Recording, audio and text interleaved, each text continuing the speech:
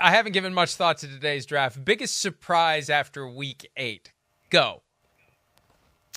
Washington Commanders. We talked about them 6-2, leading the NFC East, and they got a great record in the conference. You know, when it comes down to some seeding, can you imagine, Mike? Could you imagine the Commanders with a bye? I know I'm getting ahead of myself, but they might have the best record in the conference. The Commanders and the Lions fighting for the top seed in the NFC. They're my number one surprise. I didn't think it'd be this good. If the Commanders end up with the number 1 seed in the NFC, Jaden Daniels will be, I believe, the MVP of the league.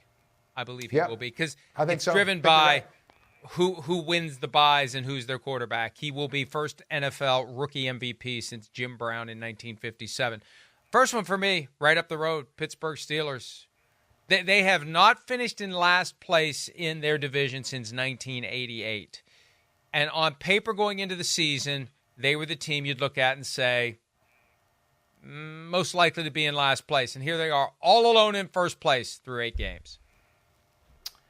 Give me the 5-3. We have time for the 5-3 Denver Broncos. We just talked about them. I didn't think they'd be very good with the rookie quarterback, who was the 5th quarterback drafted in the first round.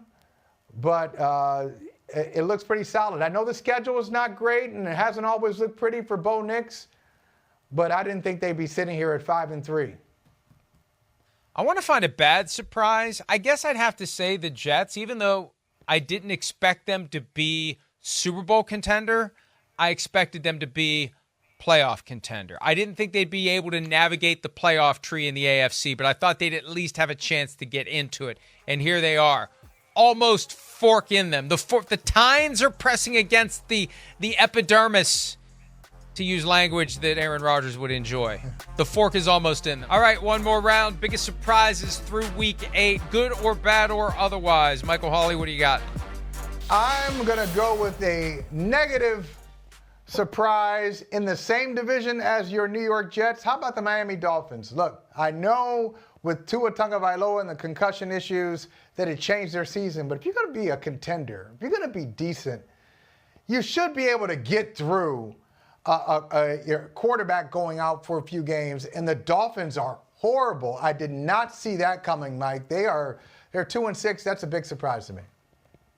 You know, I could say the Vikings, but the past 2 weeks have told me that they are probably going to be exactly what I thought they were going to be by the time it's all said and done. How about the Chiefs being unbeaten, where Patrick Mahomes has more interceptions than touchdown passes, and they've become a defensive team?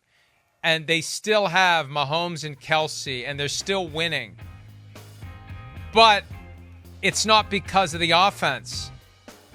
And don't look now. They're on their way. First team ever, potentially. 3 Super Bowl wins. Smart draft pick. Hi, it's Mike Florio. Thanks for watching PFT on YouTube. Hit subscribe for the latest news and analysis from Pro Football Talk.